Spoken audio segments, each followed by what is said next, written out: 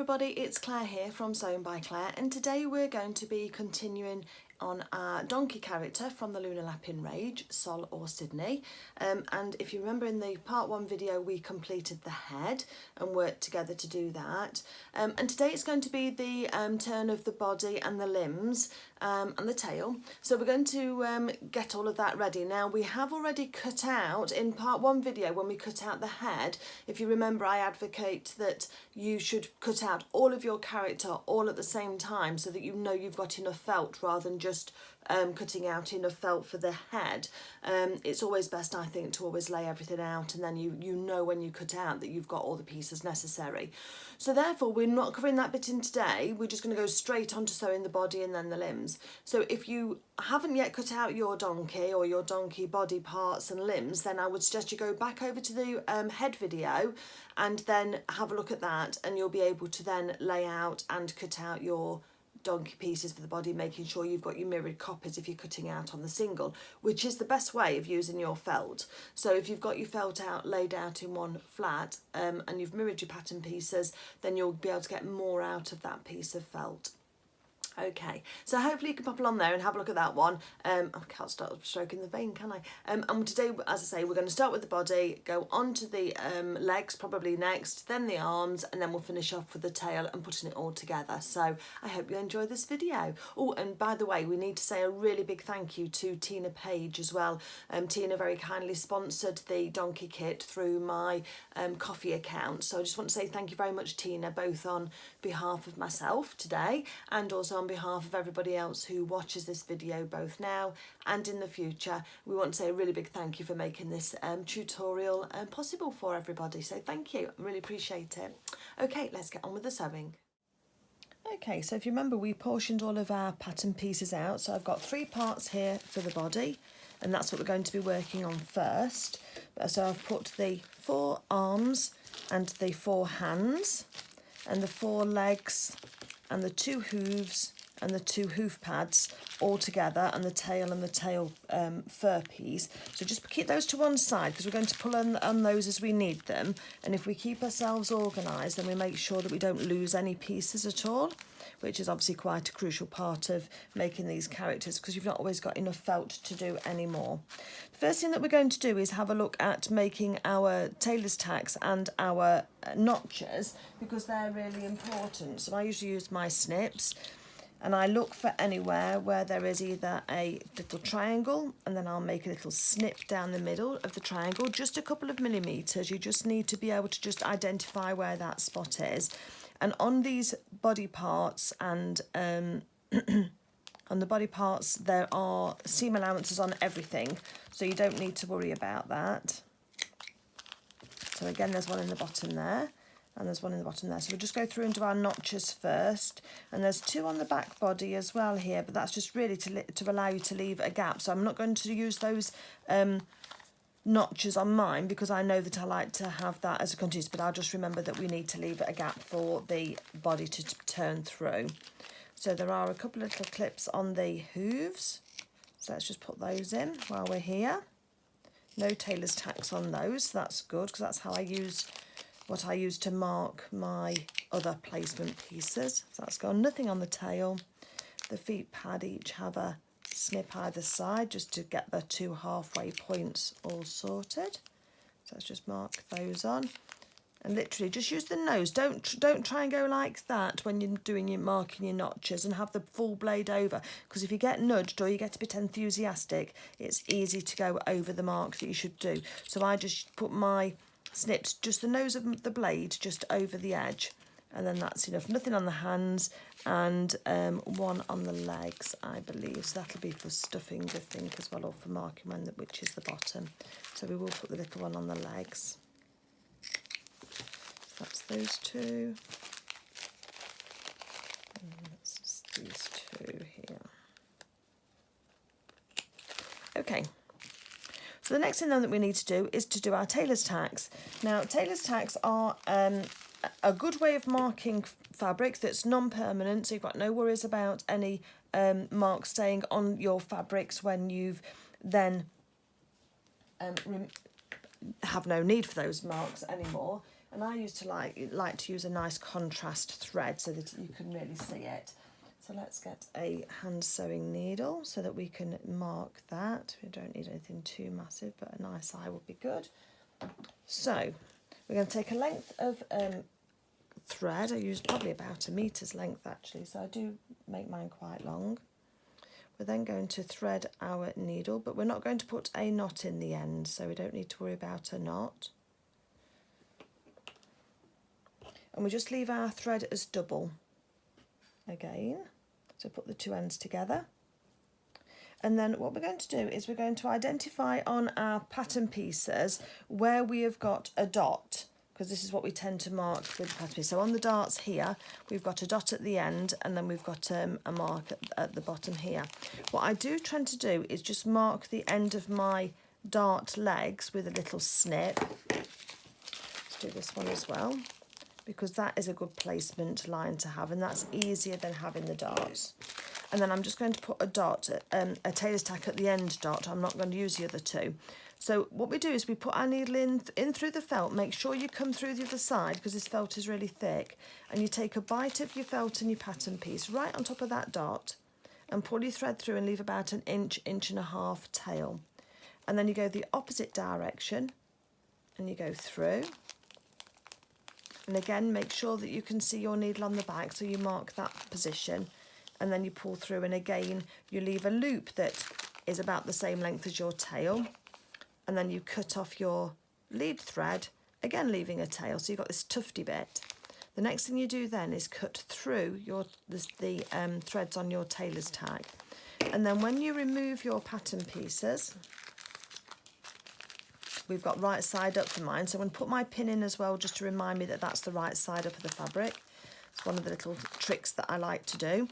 And then if you hold on to your threads on your pattern piece as you take it off, you've then marked that point directly onto your pattern piece.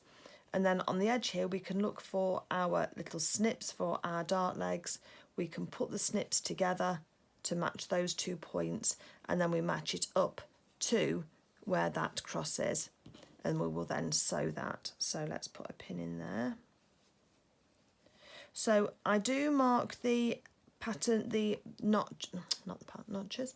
I mark all of the dots at the end of the darts. So I've done one on this one now, and I'll do one on the other part as well. And we'll go through doing the darts with you. But I also mark where there was a little dot for the placement of the buttons as well on the pattern pieces for the legs and the arms. So let's get all of those done together, and then that'll be fine. So you'll have one each on each of the dots of the darts, and then you'll have 4 for each of your leg pieces and 4 for each of your arm pieces. Sounds like quite a lot, but seriously, once you get into doing them, they're really, really quick.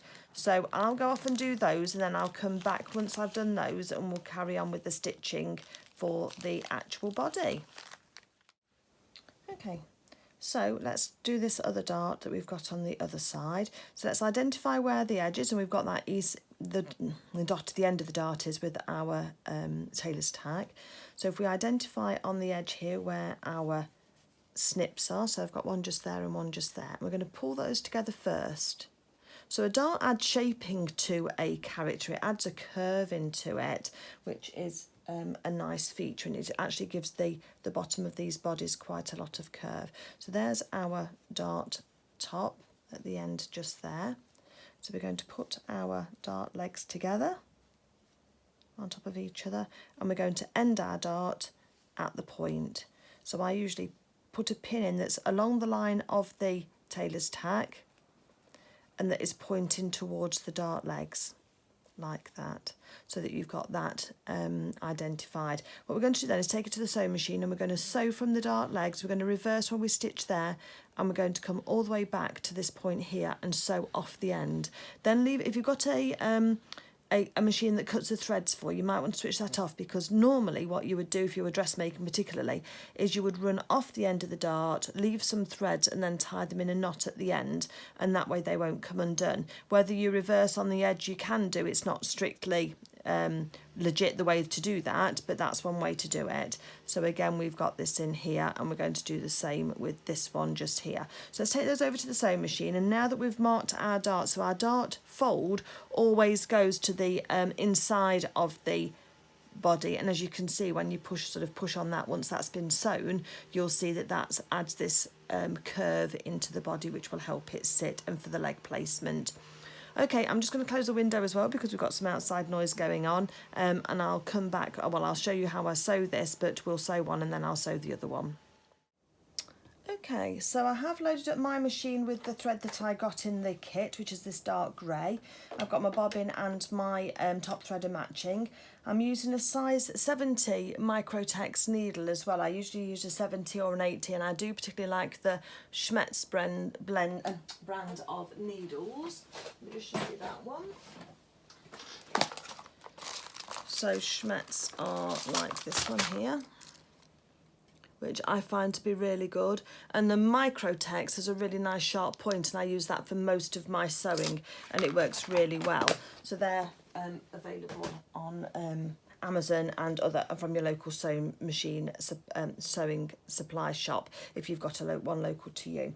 So I'm just going to pop this in, and I'm using a straight stitch, and it's a 2.2 stitch length, so it's just my normal construction. 2.5 is fine as well. You want something fairly fine because we're dealing with small pieces here, so we don't want anything too big.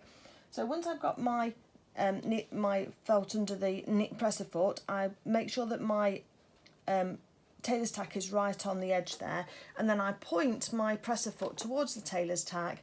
I'm going to take a couple of stitches forward, holding on to my threads to start with, if my machine will work. That's it. A couple of stitches back, and then we're going to sew towards that point, and we're going to sew right off the end. Needle out of our work, and then just leave a little tail like that, and then what I do is then take the ends of the darts,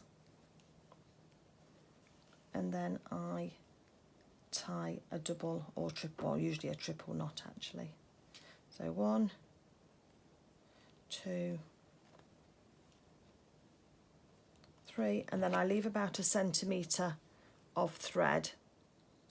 You're not going to see it because it'll be on the inside of your character, inside the body, and I take off my starting threads because we've finished with those. So that gives us 1 dart. Once we've done that, you can then take out the threads for your tailor's tack, and if they don't want to pull out, sometimes they don't. Let's have a look, see if they should just pull straight out. That one did.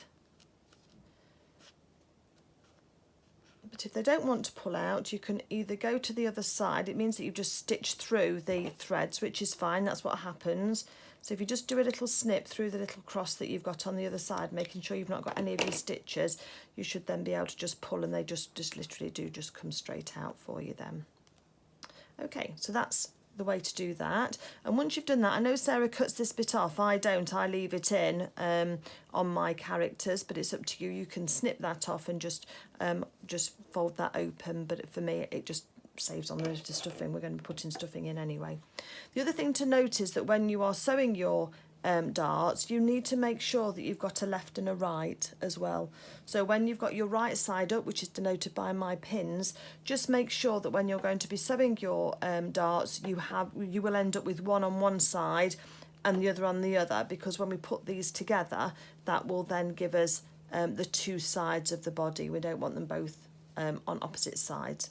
Okay, so now this one's finished, and now I've taken, so that dart's all nicely sewn. I can take out my pin because my dart now tells me that the fold of the dart is on the inside of the body, so that one's done. So let me just do the other one, and then we'll talk about attaching those together and then attaching the body. Okay, so here's my 2 pieces, my 2 mirror copies of my pieces with my darts. So now I'm going to turn them so that I put the dart on together, so that they're just lined up, just to get placement together. But then it's actually the opposite side away from the dart that we're actually going to stitch. So again, let's lay that on top of each other and put a pin in at the top. And then we're going to locate the notch on the bottom, and we're going to put those 2 back together again, so to make sure they're right. And we're going to put a pin on just there. And then what I like to do is I like to use my red pin trick to tell me to start and stop. So I will choose a space along the back edge. I usually try and make it quite a flat edge. So I wouldn't join it, I wouldn't try and leave it on this curved edge. So leave a couple of inches. If you're following the notches left by Sarah, then carry on doing that, and that's fine. But I just put a pin in that's red at the top, so that then shows me that that's my start and stop point.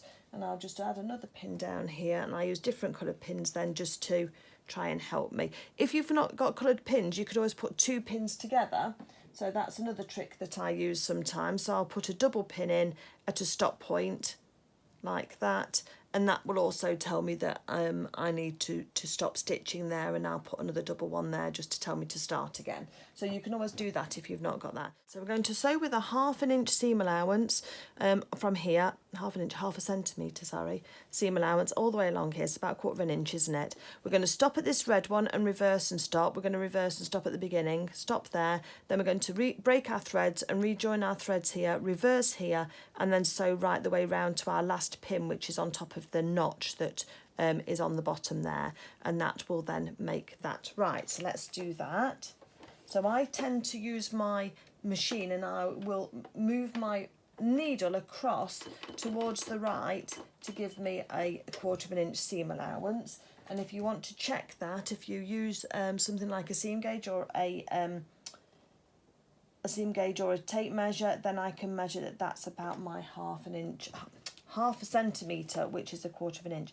That way then when I'm stitching, I can put my presser foot on my pattern pieces and use the very edge of my presser foot as being my gauge really for how much of a seam allowance. So I'm just going to reverse at the top here and then start going. Now the next thing I do then is put my needle down into my work, and I've got a button that does that for me, but if not, you can hand crank using your hand turn wheel on the side.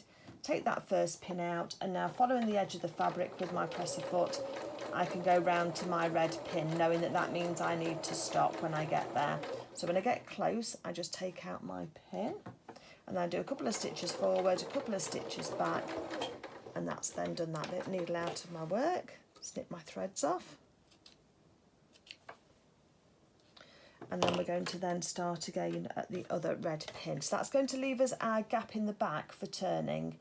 So again, position my presser foot, take my pin out, and then I'll do a couple of stitches forward, a couple of stitches back, and then I'll put my needle in my work, because we're going to come down to a curve here and we might need to pivot our stitches, and I'll show you what I mean by that. So we carry on with putting pressure on this side of the body as we go round the curve. So just take it nice and steady, you don't need to go too fast.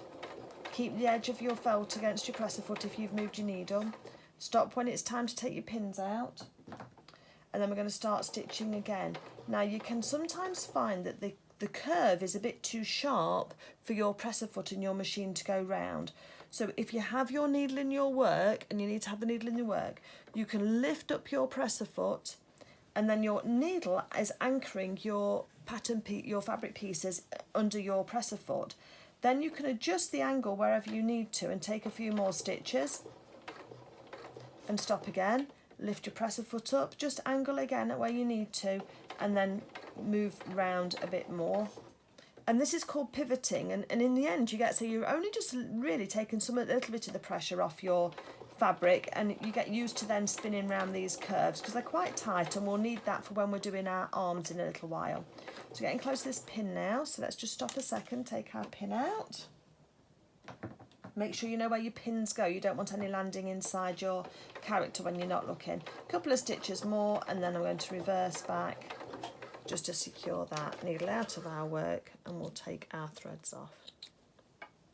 So in the end on this body, we've started here, hopefully you can see, and we've sewn all the way down to here. There's a gap in the felt in the stitching here, and then we've rejoined again here, and then we've gone down to where our notches are in the bottom of our thread, and we've stopped there. And we've got our darts on the outside, so we put the right sides of the felt together.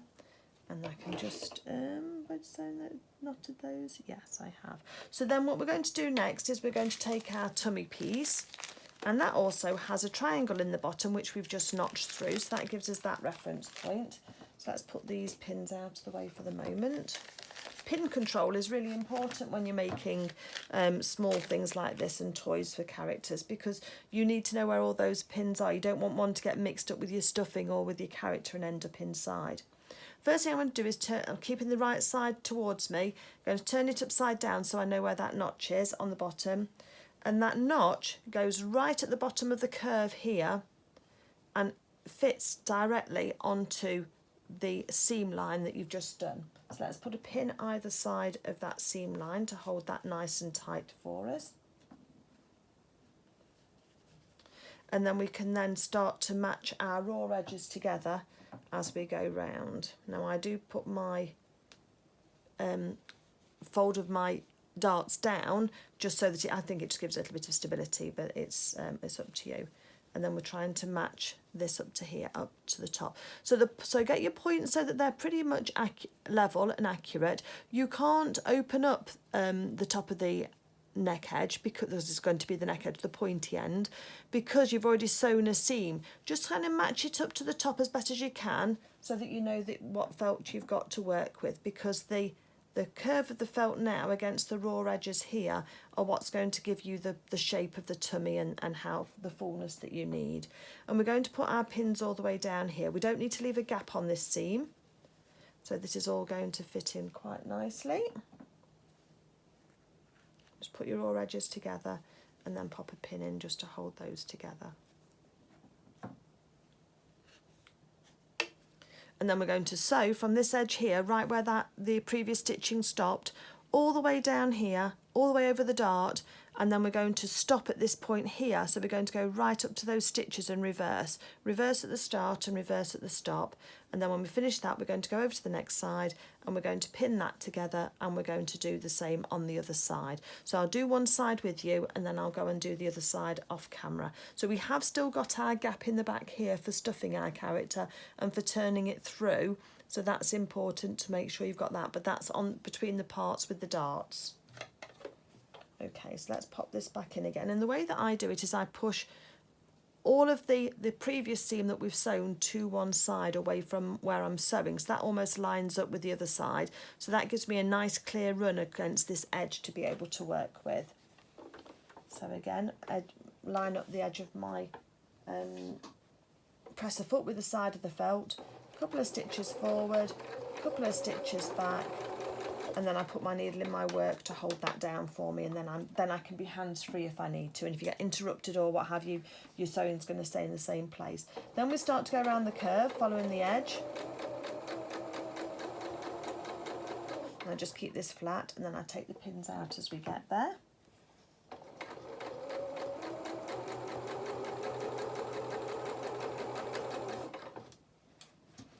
And this is actually the same way as doing the body for Otterline as well as for Hamish. So it's a nice body to work with, and I do prefer it to the way that Luna's body is made. So watch out for your pins. And then we're getting down to the bottom here, so you might need to pivot again. So I'm taking that next pin out, over the dart, just take your time doing that bit. And then we're coming up to the bottom just here where that notch was. So again, I'm just going to go, so we're almost onto the previous stitches that are finished. And I might have gone a little bit close to my seam allowance edge. So I'll just check that. Oh, it's got a good bite, that's fine. I'm okay, I'm happy with that. So we can take our threads off at the top. And then what we do now is the two pieces of the bodies with the dart on, I push it to the other side now, and we're going to pin this other side together. Dart is going to go down. Put some pins in to hold that all into place and get your lines all together. Felt does stretch slightly, so one side does look a little bit longer, but that's going to give the curve for the donkey's tummy. So again, let's just do that. Put the raw edges together. So that all sits all nicely. And then we'll just take that to the sewing machine and I'll put it in the sewing machine. This time I'll start from the bottom here near the dart and then sew all the way up to the top, and I'll reverse stitch there. So just go and do that and then I'll come back to you. Okay, so here's our body all put together. So now what I do is put my thumb inside, get hold of the top there, and then push that down and through. And that gives us a nice little top, and you can see how those three seams have all come together. Just make sure there's no gap in your stitches. If there is, just take it back out again and either hand stitch or just secure that. It doesn't matter too much because that goes into the that's the pointy end goes into the neck of the donkey, but it is good to try and get it straight if you can do. Just be careful when you're turning these through because the felt will stretch, and we don't want to have that stretch on the back of our donkey if we can help it. And then just push the fibres through again, just turning it round.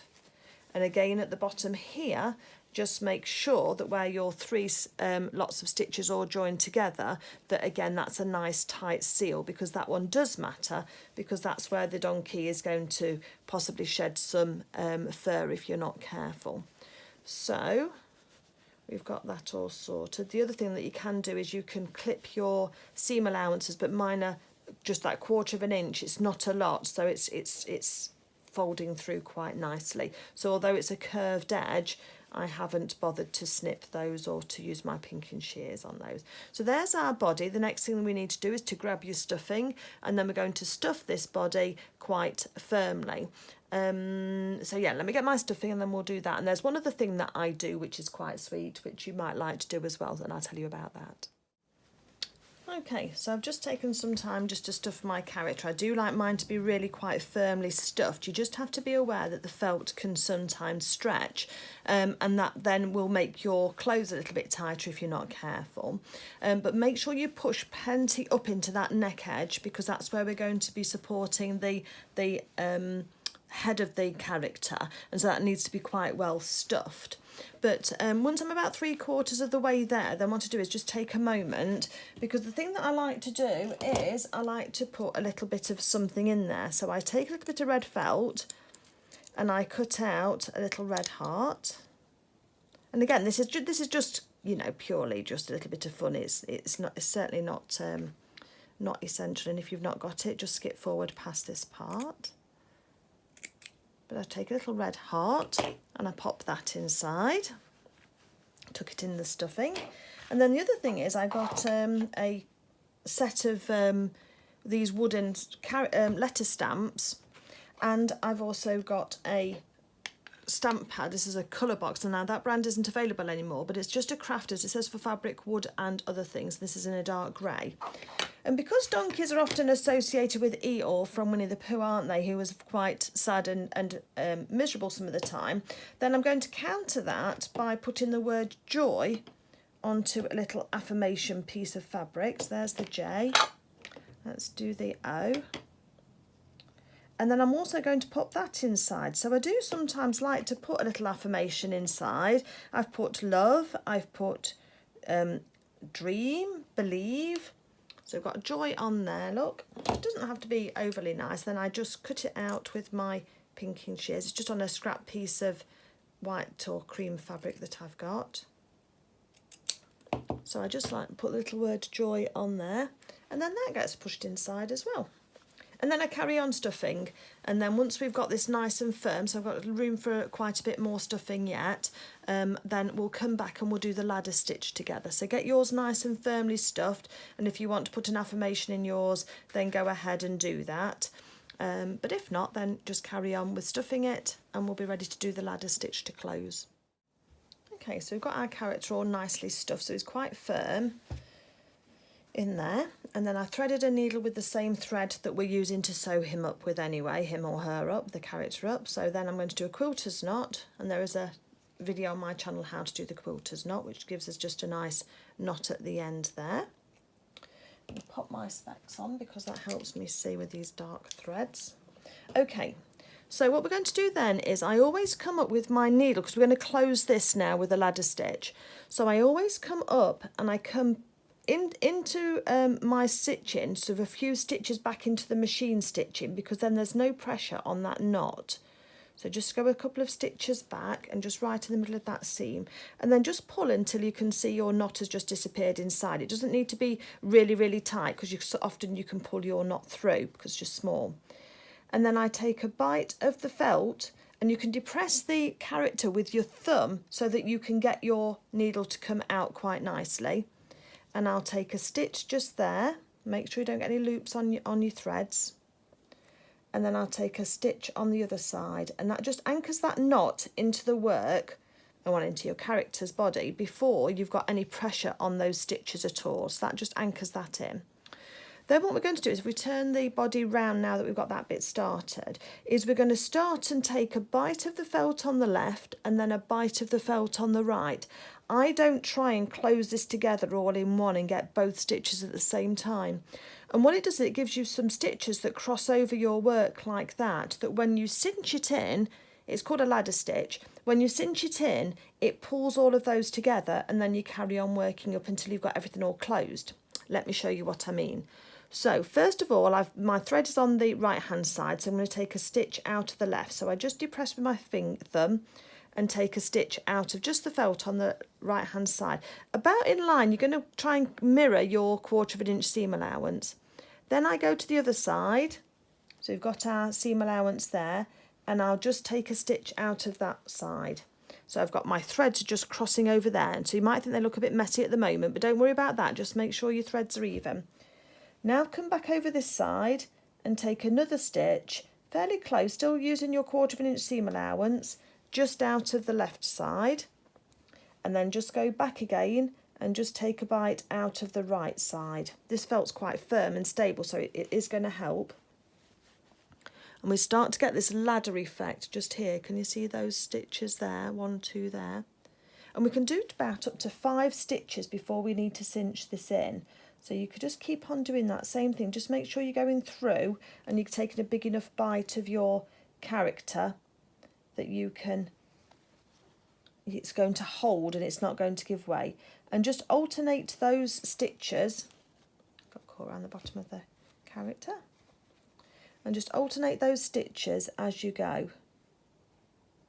Okay, so here we go, that's the last stitch there. So can you start to see how these are all building up, these stitches here? And then the magic happens. So then what we do is we hold on to our threads and we start to cinch this in. And if we're slow and steady, that will cinch in all of those stitches right the way down to the bottom. And I'm watching for my very first stitches, and that's cinched all of that in now, so that's closed that part up. So you can let go of your thread and to take your next stitches without worrying, because it will hold. And if it starts to push away again, you're just going to tighten it up. So let's come back over to this side again. And we do this all the way up to the top of our character, to the hole that we're covering up. So we'll do another few more stitches here. And this is called a ladder stitch. If you're not understanding the way I'm explaining it, then there will be other tutorials by other YouTubers on that you can have a look at if this isn't making a lot of sense. But hopefully I've explained it well enough for you. Just open out that seam allowance so we can see where we're going. And then we've got 5 more stitches again, so we're going to pull on those threads, and it's all cinching up again as we go. And just pull it so it's nice and tight. Not so much that you pull your threads, that's why your threads double, so that it will take that pressure of just closing this gap up. Then we're going to carry on going. Now I do take a couple of stitches past where the hole ends and into this machine stitched area, because again I think that takes it, the pressure of those stitches away from the edge of that hole and just reinforces it really. So let's just go and cover up now. We're going to go all the way up and take that closed. So now we're at the top of the gap that we've been stitching. So let me just pull that together to cinch that in. Just make sure that that's in nice and tight. If you've got a little bump, just push it. It's just where the seam allowance just pulls out a little bit. So just use the end of your needle and just push that in. And it's really quite a nice, neat closure just there. And then what I do now is I'm going to take one over this side and pull that tight so that the bumper's gone, as you can see. And now I'm going to, just on that seam edge now where we were sewed before, I go up a few stitches, just 2 or 3 stitches in the felt. This felt and thread is a good colour so that you can't really see so much. Still using my thumb to depress the felt if I need to get a good bite. And so we've gone back up onto top of the machine stitching, which is nice and straight. So now you can kind of mess about with your stuffing and make sure that that's kind of how you want it to be. And then to finish, I tend to go back down again just to make sure this is really straight. So I'll do the same thing again, but I'll start and take my stitches down that back area again and just fill in any gaps that you might have missed with your stitches. Make sure that seam allowance is pushed in and just nice and secure. Trying to keep it really neat as well if you can, because although your character might be clothed, some people don't like them clothed, do they? They like them with just how they are. So we'll make it as nice and neat as we can. And that just is your belt and braces really, to make sure that this closure is as secure as you can do it. And I'm just doing one stitch and pulling it tight. We can't really do the ladder stitch on this part now. We've done that bit, that stitch has done its work and worked its magic. And then when I get down to the bottom again, I'm going to put a few stitches in place into the machine stitching, but then I do something else, which I'm going to bury my threads inside the body, because again, I think having a long tail on your closing threads helps for the seam not to come unravelled. I'll show you what I mean by that when I get down to the bottom. Won't be a second. So again, getting that, and you can always ruffle the fibres up of the felt over the top of the seam you've just done, and that just does help hide your stitches too. Right, so I'm at the bottom here where the machine stitching started. So let me just go down a couple of stitches just past there. So really we're over where the knot was when that first started. A couple of stitches down here. And then a couple of stitches just in place, just making sure that thread is nicely closed off. And if you want to do a little knot like the little surgeon's knot, then you can just put your thread through the hole as you go through twice, but you've got to cinch it in quite tight down so that that's all in there. Okay, and then what I do now is I take my needle, I poke it into the body, I make sure I can see where it's going to come out again before I let go of my needle. So I've got my finger under the needle pushing it in, and it's coming out this side, so I pull that through. Make sure I just pull that little bit tight so it pulls the knot through. And then where the thread has come out of the body, I just put a little bit of pressure on it when I snip it, and the thread ends will disappear into the body. But you've got a nice long tail on that edge that shouldn't then become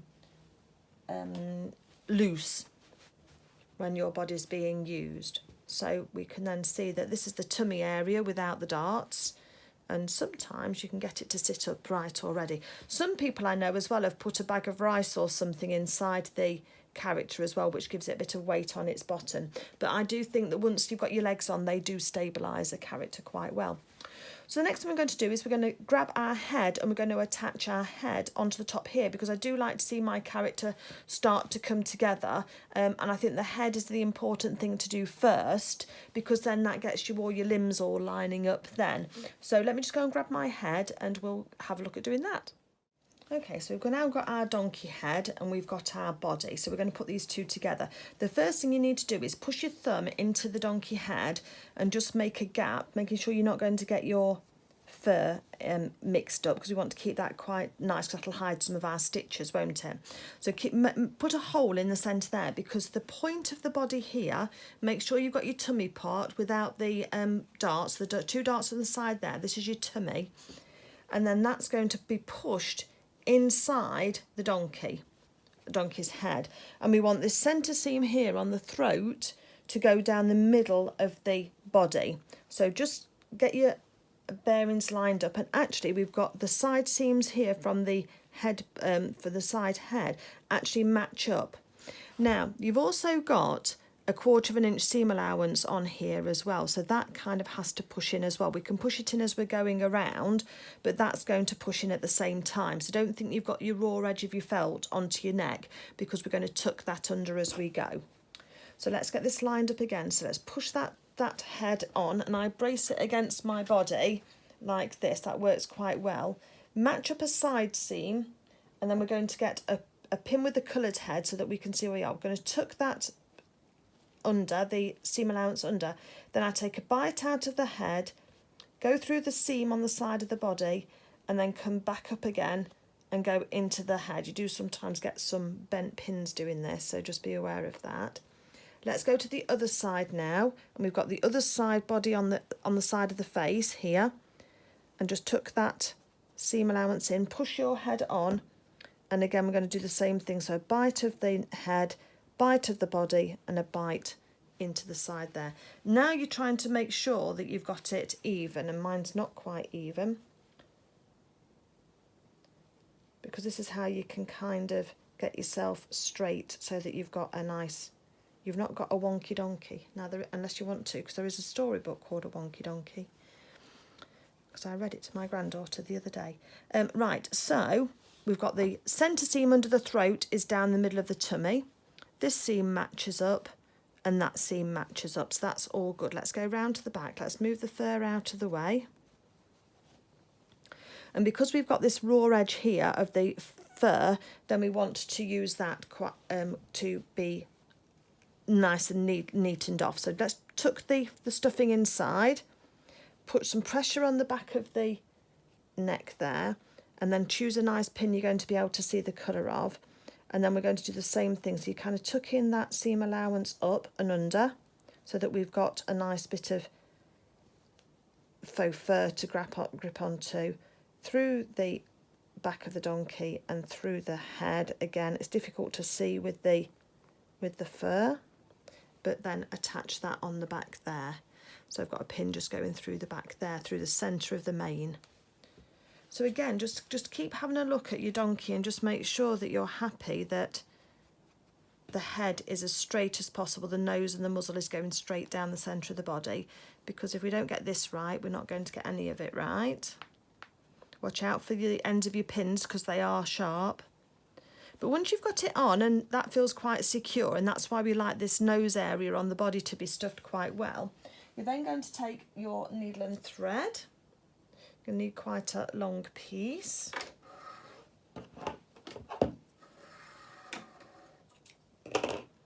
And thread the needle, because we're now going to start and sew this on. Now, I usually go round 2 or 3 times on my heads just to make sure that they are nice and securely held on. So let's put the double thread and let's put a knot at the end of the thread. Okay, so choose a place to start. I wouldn't suggest you start right in the middle here, because that's obviously the most obvious place that you're going to see stitches. So let's go around the back here, because we know that's going to get hidden by the mane once that's all tucked under. Make sure that take your main faux fur out of the way. So let's push the needle in and into the seam allowance first and bring it out just to hide that knot, so that knot gets hidden. And just use the edge of your needle and just push any threads in that you need to. And let's just take a couple of stitches in place where that knot is, just so that we've got it nicely anchored. We don't want that to be pulling out whilst we're starting to stitch. Okay, that's nicely anchored for me. So now we're going to do similar to the ladder stitch that we did before. So we've got a stitch in the head, and we make sure that seam allowance is tucked in and under, and then we're going to take a stitch out of the body. Try and get into the neck edge if you can do, but we can cinch this in if we need to, and as we come round in on subsequent passes, then we're going to make this a bit tighter. So at the moment we're just attaching the two so we can get rid of the pins, and then back into the head again, and then back into the body again.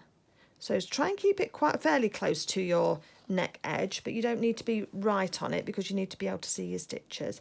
And then we're going to go just into the faux fur above, because again that faux fur is going to hide those stitches.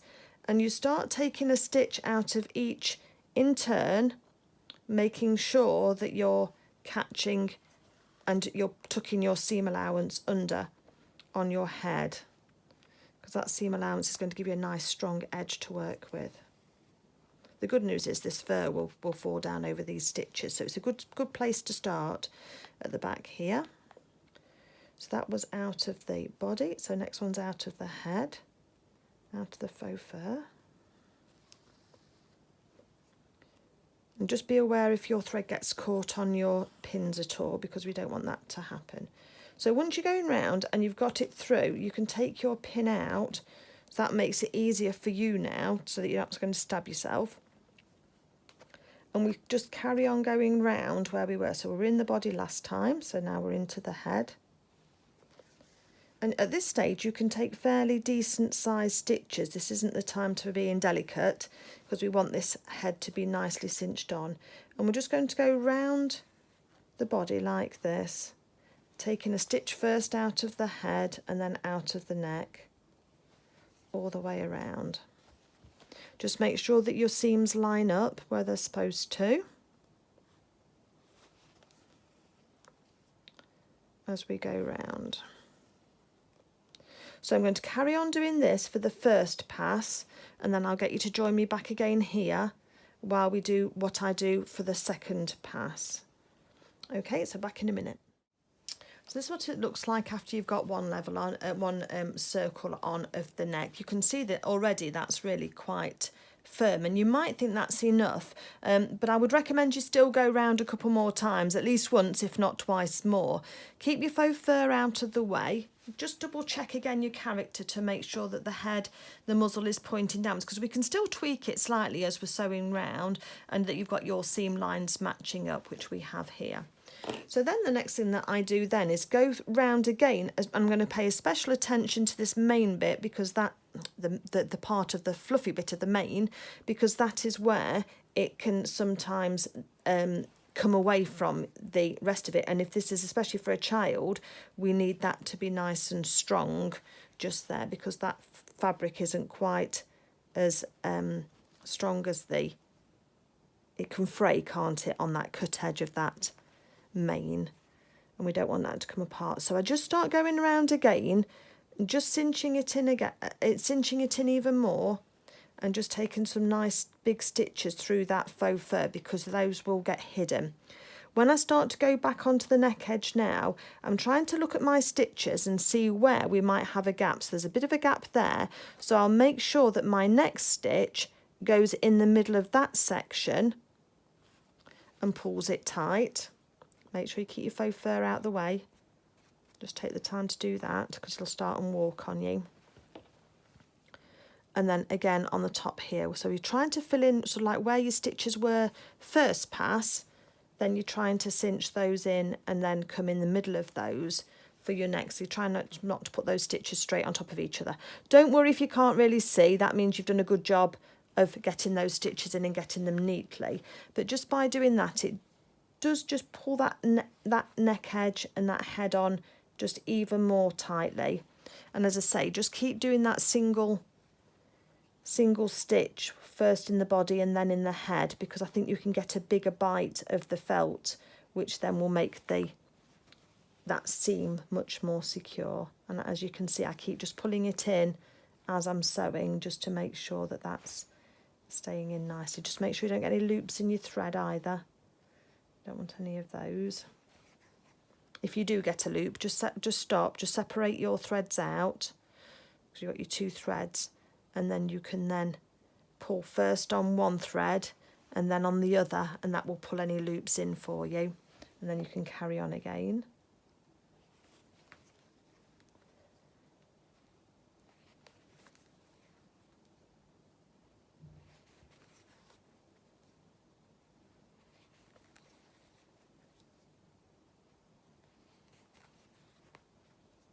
Right, back to the mane again.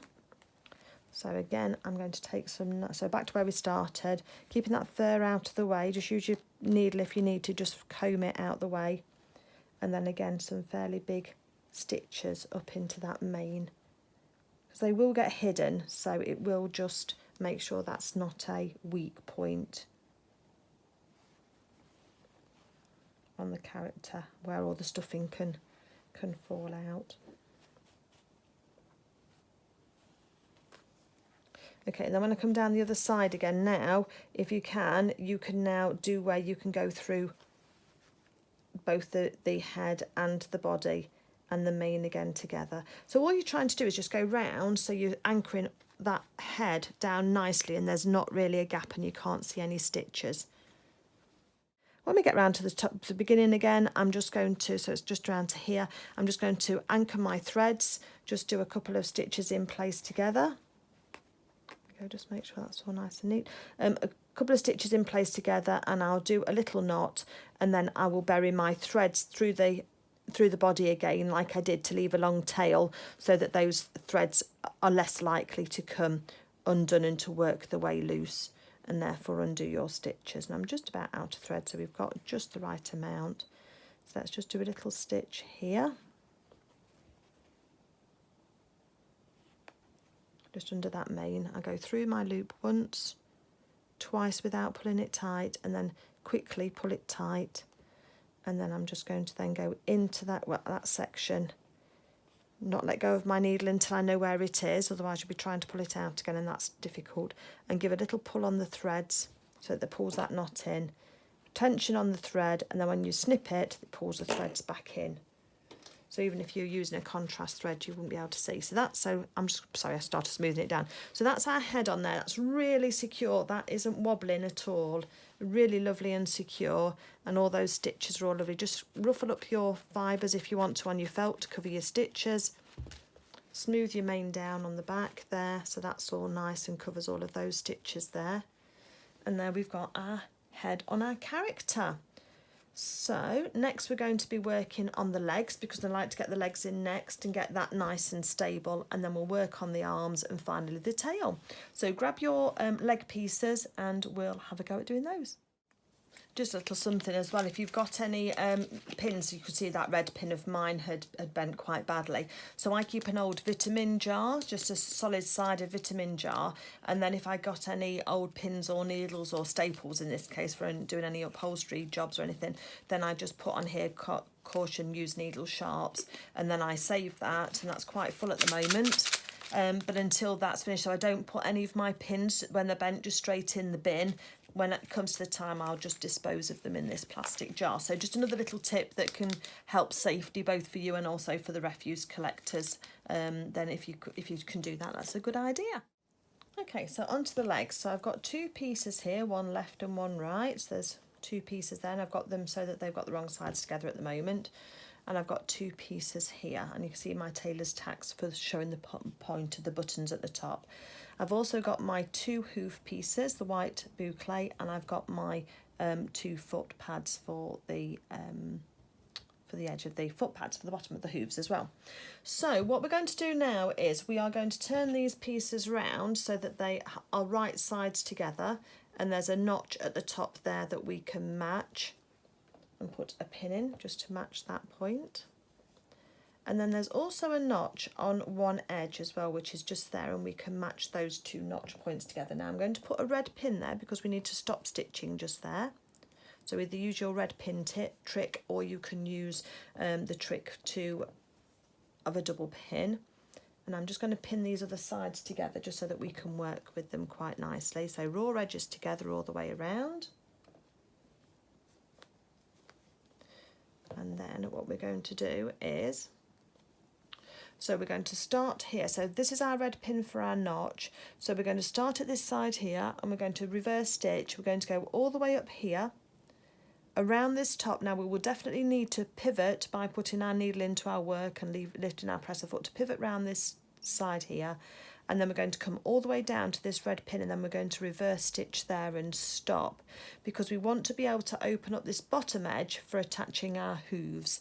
So that's what we're going to do. Let's go to the sewing machine, and again I'm just on a straight stitch on a 2.2 construction stitch length. I've still got my needle, oh, I've just unthreaded my needle, hold on 1 second. I've still got my needle pushed across to the position number 7 on mine, because mine goes from 0 to 7. So 0 is right over to the left and 7 is over to the right, and that gives me my 1/4 inch seam allowance. And then I'm going to start at this edge here away from the notch. So the notch is going to finish just here. Oh, let me just move your camera. Apologies. So there's my presser foot, and then I've got my needle still over towards the right. So I'm going to put the edge of my presser foot against the edge of my stitching, my felt. A few stitches back just to anchor that down. and then I'm going to put my needle in my work to hold that. So now I'm going to follow the edge of my stitching, stop when it's time to take my pins out, and follow around the curves of the leg. Stop when it's time to take your pins out. We don't sew over pins because it can mess up your machine. It doesn't take a moment just to stop, does it? And just take them out. And then we're going to start and curve round. So I'm putting pressure with this hand here, and then that's just guiding round, and I'm just making sure it's staying on the edge. And if it's starting to get a bit too steep, then I just lift up my presser foot and twist slightly, and then I can then carry on round. So another pin there, let's take that one out. I'm just going to pivot again, just around the top of this leg, trying to keep to that 1/4 inch seam allowance. So that'll help us have 2 even legs as well, won't it? It's a bit of a gentler curve down here, so that's fine. Pin out, and we're coming up to our red one where we're going to stop. So I get close to it, just take it out, and then just eyeball it, a few stitches forward and a few stitches back. Needle out of our work, and we can then cut our threads. Oops, apologies, touching cables. So I will, on this edge here, just take a little bit of this bulk out just by using my pinking shears on the edge, and I'm literally just taking off the very edge, because I want that to sit, that curve to sit nicely. I'm just putting those little triangles. If you've not got pinking shears, which are the scissors with the triangular edges to them, then you can just use your snips or your scissors, and just using the point of the blade, just take out little triangles as well. It just takes a little bit longer, but it'll just help that seam just lie nice and flat. Okay, let's put those bits in the bin. We don't need those little bits. And then the next thing that we're going to do is we are going to be working with our boucle. Now I'm going to use the same colour felt that I have. I'm just going to open up my seam allowance there and just finger press that. And we're going to take the right side of the boucle, and on there is a little notch. So that notch goes straight in the middle of the hoof, goes straight against the seam allowance on that hoof.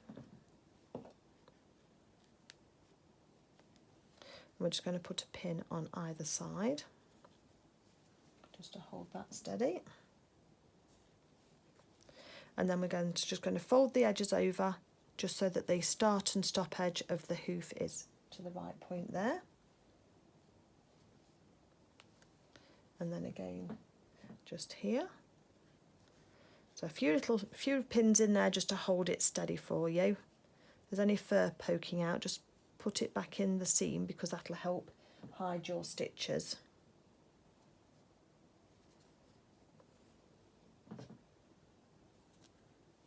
There we go. Okay, and what we're going to do is now take this to the sewing machine, and we're going to start here, reverse stitch all the way along here. We're going to open out that seam allowance, and then all the way there. You could sew it actually with the seam allowance on the top, so that you can control that a little bit better, because there's nothing to control there. So I have got the right side of the boucle against the inside of the leg, because we've not turned that round as yet. So let me just get on and do this. So against my sewing machine, against the edge of my presser foot, start and reverse, needle in the work, pin out, just put a little bit of pressure on, and the felt should start to sew underneath. Coming up to the seam allowance, just keep it open with your fingers. On to the next pin, take that one out.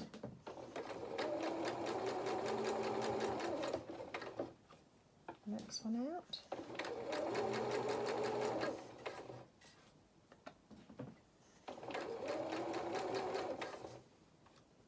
And up to the edge and reverse again.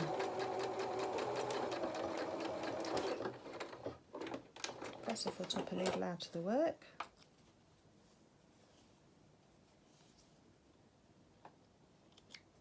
And we have our hoof section on there in one go. That's all nice and neat, and actually you can't see the stitches again. You can just ruffle up the fur, and you should be able to cover your stitches up quite nicely with that. So the next section then stage then is to then put those two sections together. Now I am going to suggest that you change your thread and just stitch through the hoof to the start of there. We're going to leave this bit open for turning it through and filling it, and then we'll ladder stitch that closed again. But that's what we need to be doing at this moment in time. So I'm going to change my thread to white because I think the dark thread onto this onto this white section will be too noticeable. It's up to you, but if you just take a moment just to change your thread. So I'll probably get the other one to this stage first, and then I'll change my thread to white just for this section here, and then I'll come back and do the next one. So I'll come back to you when I've changed my thread. So I've just got the white thread now in my machine, and I'm going to put the two edges of the donkey hooves together. I was going to put a pin in to hold that into place. And then I'm just going to match up my seam allowances here. So pull those apart slightly, get those absolutely perfect, and you can even flatten out your seam allowances one way, one the other. And then put a pin in there just to hold that steady. Oops. Okay, so we've got those closed like that. Then what we're going to do is just start on the edge of the boucle again with a 1/4 inch seam allowance or 1/2 centimetre, and we're going to sew this shut. So just a couple of stitches forward, a couple of stitches back, needle in your work and take your pin out, and then we're just going to sew this section here up nice and steady. And then when we get to the white, take your pin out, you've got that, and then I'm just going to reverse stitch just where we are. I'm doing quite a long reverse stitch there because the boucle can fray a little bit, more so than the felt does.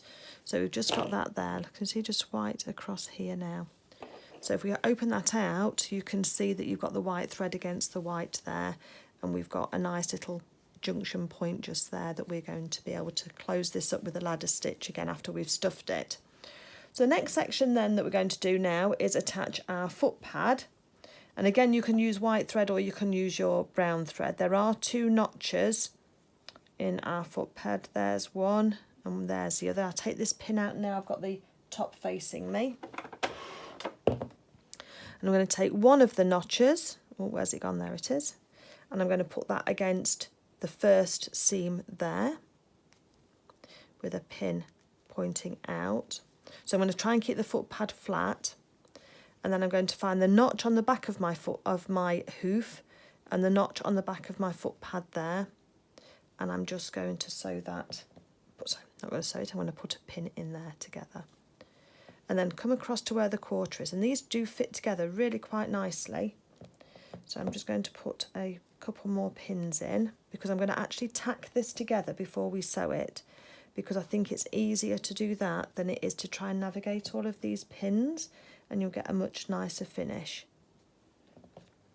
Of course, you can take it straight to the machine if you want to. I would put your foot pad so that it's flat against your machine bed, and you can start and then stitch round. But I'm going to just use some tacking thread. Oops, if I can find the end, I will. It's hiding nicely. There it is. And I'm just going to tack that together just so that, as I say, is how. So let me just get on and do that. You know how to tack already, and I'll probably do both at the same time so that saves time for me. So I've just threaded my needle with my tacking thread, and I'm just going to take a running stitch, just a tacking stitch around just slightly more than the 1/4 inch, and then I'll make sure that my stitches, my actual sewn stitches, are just to the raw edge side of the tacking stitches, and that will make that nice and easy. Take your pins out as you go so you know how far round you are. Saves your thread getting knotted up. You need to have you need to make sure you keep to your 1/4 inch seam allowance on this hoof, because your edge of your boucle could fray, and also you've made your notches into the boucle, so you want to make sure that you stitch down that edge. So we're nearly there on this one. I usually take a stitch past where I started, because then that just anchors, and then I just do a double stitch and take your threads off. needle out of the way, because again we don't want to make sure we keep all our pins and needles out of the way so nothing gets trapped on the inside. So if I flatten that out, you can see that the pad is perfectly flat and straight. I've not tacked in any puckers in there. And if we look round the outside of the hoof, that's also gone nice and flat around there as well. Okay, so I'm just going to put this under the machine now with the flat of the pad against the bottom of the foot. Put that one out of the way. I've still got my white thread in, so we can work with that. And this time I'm going to move my needle right across to the left. So that's position 0 for me. And that's move the needle right across. So I've only got the very edge of the presser foot onto my sewing. So let's just do a couple of stitches forward and a couple of stitches back, and then put a needle in our work, because we will need to pivot, because we'll need to move all of this fabric around. So I'm going to pivot round already, a couple of stitches forward and stop, and then pivot a little bit more. And each time just move your hoof fabric back. Make sure your felt is staying nice and flat on the bottom of the bed of your sewing machine. And as I say, this will just help you just get round, keep your threads out the way if you can. It just makes it easier when you come to remove those. And you want a decent bite of your white boucle, because as I say, that can fray. So just hold that out the way and then just pivot round a bit more. And the more you pivot, the smoother that foot pad's going to go in. And it is definitely easier than working with the oval foot pads of Luna.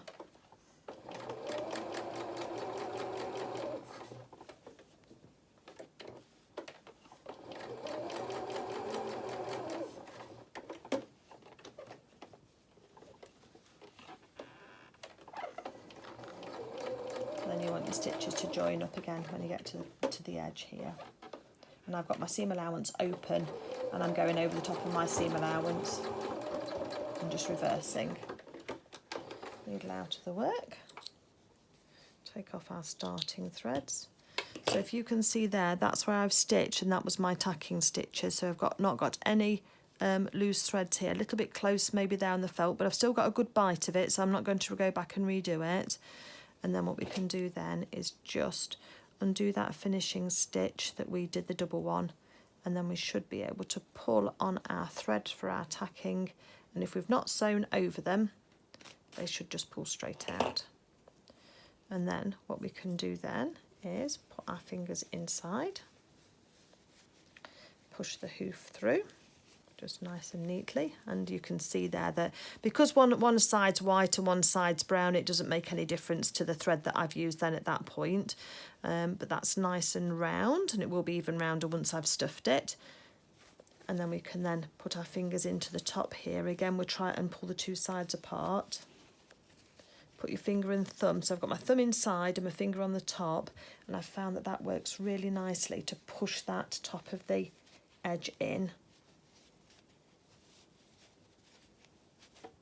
And then you can then get hold of the outside and just sort of push it in with your fingers while you're holding the sides apart. And that works really well too.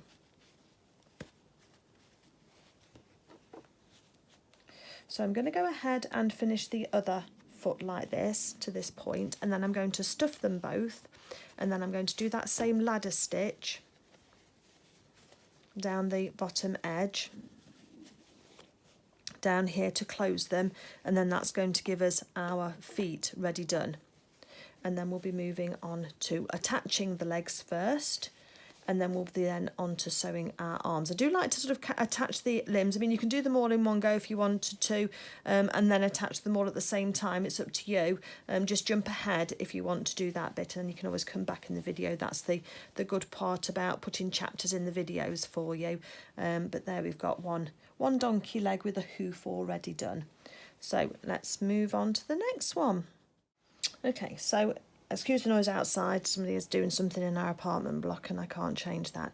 So I've got both of my legs now stuffed. One, you can see that the stuffing is really trying to explode out, and I know that I want that in, but it goes quite narrow at this sort of bottom leg of part of the leg before you get into the hoof. So just as a suggestion, what if you take some little scraps of your felt, what you can do is if you push your stuffing in as far as you can then lay a little piece of felt along that seam edge just to hold that the fuzz really of the stuffing out of the way for you, so that you can then start and close this up.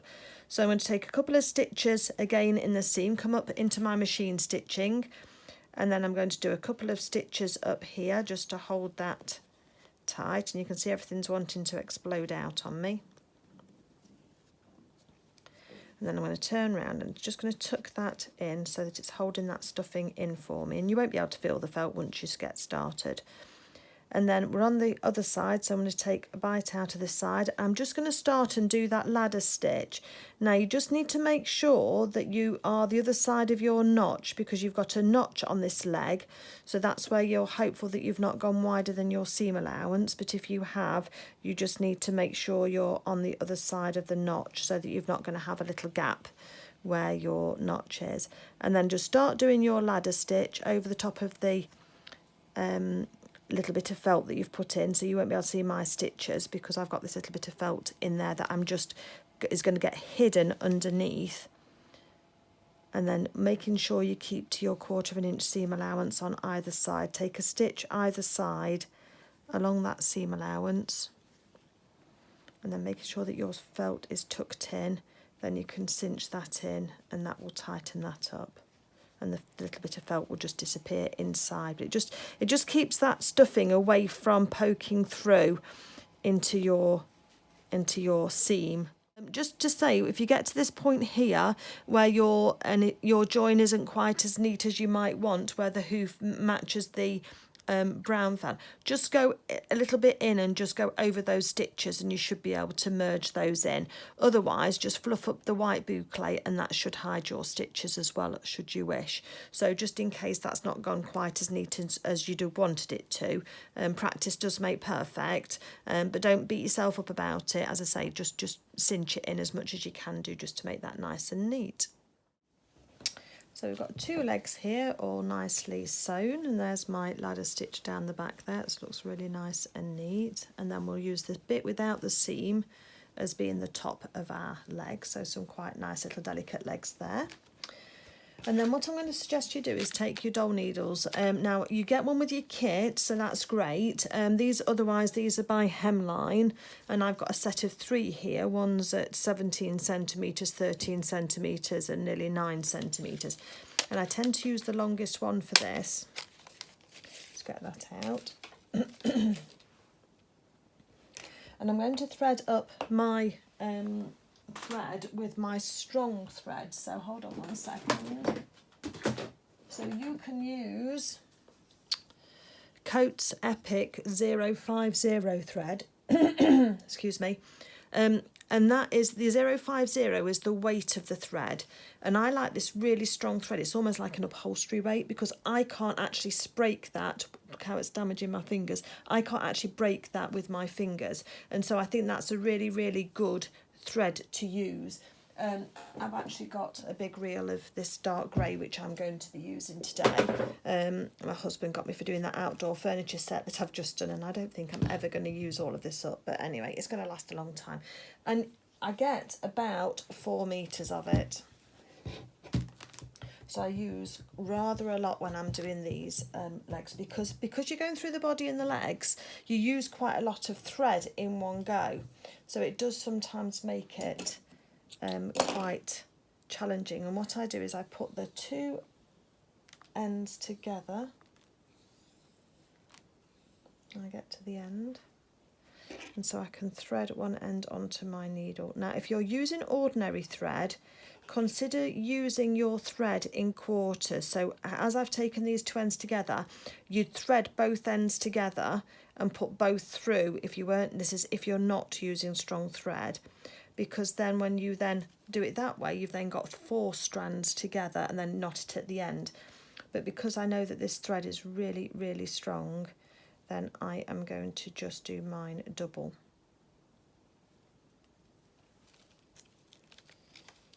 So take that right to the end. I'm just going to do a knot, but I'll do a knot the old-fashioned way because I've tried doing a quilter's knot all the way down this thread and it doesn't work. It all gets tangled, especially when I'm on camera. So I'm just doing a couple of knots here just to give us a decent sized knot. Then I'm taking off those raw edges, just the little strands on the end, just to give us a little knot. Now, the reason why you've got buttons, because you need to go to your haberdashery kit as well that you had with your character. If you bought a kit, maybe you've not got a kit, and you're looking for the two biggest buttons in here. Let me just measure those for those that haven't got the kit. They're just under 1 inch. They're probably 2.5 centimetres. Yeah, they're just under 2.5 centimetres or 1 inch, those ones are. So you've got your two, because these are going to go on the outside of the legs. And what these do is they provide with that cross in the middle when you do your stitches. That's what anchors the legs on, because the thread can't go through here. If you don't have any buttons, then the thread goes all the way through, and it isn't, the felt isn't strong enough for being flung around as children sometimes do. And I've just realised that in the book as well, that I think that on this is the way I always attach my legs, which is why I've gone ahead, but on here the legs in the booklet, the legs are attached through from the inside of the body. The reason why I don't like that is that I like to be able to put my needle all the way through the body so that the threads, which are very strong, are anchored on the cross of these buttons, and that's what holds it together, so it's not reliant on the felt being strong enough. I hope that all makes sense. It's difficult to explain a little bit, really. So, move my thread out the way. Let's have a leg. So we need to make sure that we've got the seam, that's the ladder stitch seam, and the seam down the back of the hoof, that's going to go down. So you've got your nice straight machine stitched one on the edge. And this is where we're going to use our tailor's tacks as well. So first of all, we're going to just kind of roughly position the legs to see where we roughly want them to be. So they're just around about, just back from the edge of the dart, so just 0.5 centimetre back from there possibly, and we can adjust this. And then you're going to use your dole needle just to get so that you're in the same place on both sides, and just come through. We've not got any buttons or any legs attached at this stage, and then just pull all your thread through, because what I'd like to do is just take a stitch first just to anchor that knot in. Okay. Oops, getting tangled up, see what I mean? It's have a clear working space when you're doing this bit, because otherwise you'll get in a mess.